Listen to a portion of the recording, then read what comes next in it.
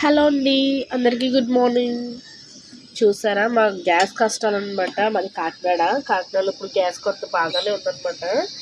ఈ గ్యాస్ చూసారా, గ్యాస్ అప్పుడే ఆల్మోస్ట్ అయిపోయి ఒక 12 days అయిపోతుంది అనమాట. మీరు చూసారా ఎలా ఊగుతుందో. ఇదేమో వంకరగా వచ్చేస్తుంది అనమాట. ఇది వచ్చేసి చిన్న బండిలో గ్యాస్ 1 kg అలా ఎక్కించుకుంటున్నామండి.